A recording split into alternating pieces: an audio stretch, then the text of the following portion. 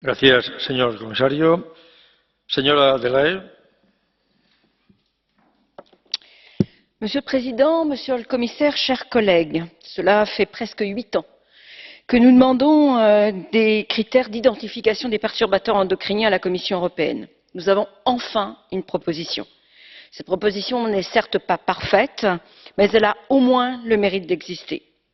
Non seulement elle reprend la définition des perturbateurs endocriniens donnée par l'Organisation mondiale de la santé en la remettant et en la rendant opérationnelle, mais surtout, elle permettra à l'Union européenne d'être une fois de plus à l'avant-garde en matière de protection de santé et de l'environnement. Les perturbateurs endocriniens sont partout, dans les meubles, dans les vêtements, les emballages, les contenants et les produits alimentaires.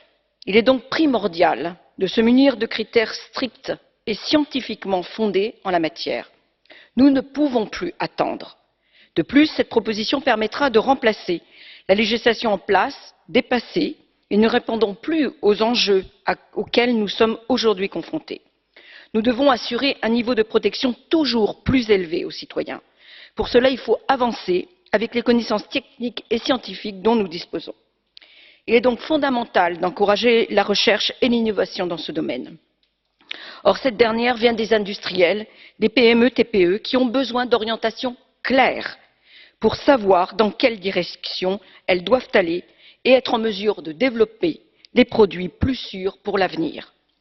Si nous refusons cette proposition que nous fait la Commission et adoptons cette objection, nous conserverons la législation actuelle et sommes repartis pour des négociations qui risquent de durer encore 10 ans.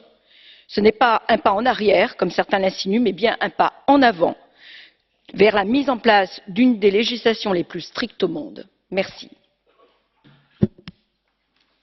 Gracias. Señora Dalli. Thank you, Chair, Commissioner. As a matter of fact, the issue of the definition of endocrine disrupting chemicals, as was mentioned, has been an ongoing and contentious issue over the past years. And trust me, we are not enjoying it. However, it is totally unacceptable